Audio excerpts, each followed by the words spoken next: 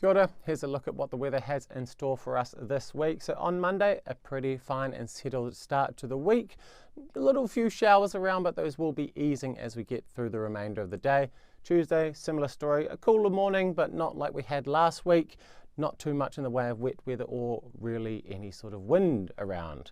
But making our way into Wednesday is when we're going to start to see that wet weather coming across from the Tasman Sea. We could see some heavy falls as it moves across Northland into Auckland, also down along the west coast of the South Island. Doesn't look like everyone is going to see that wet weather on Wednesday, especially those eastern areas, looking to stay pretty dry.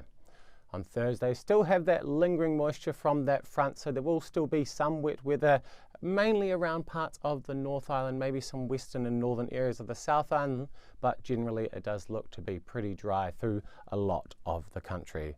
It's a very similar story as we make our way into Friday. Still some lingering moisture maybe feeding into that sort of Gisborne area.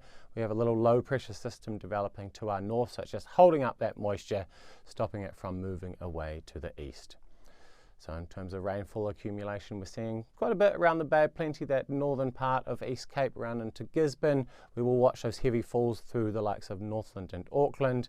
Then down into the South Island, it's our typical east-west split. More of that rain falling on the western side of the Southern Alps. So you will have noticed it is a lot warmer this week than it was last week, and we do look to hold on to those northerly winds, dragging down some of that warmer air from our north. It does look like maybe a little cold air getting into the south towards the end of the working week. Doesn't look to last though. Now in terms of looking through the weekend, high pressure moving in, and it does look, at least in this model run, to hold on. We might see some showers skirting up the eastern coasts of both the South and the North Island, especially as we get towards the middle of the week. That's all from me now. For more information, head to MetService.com.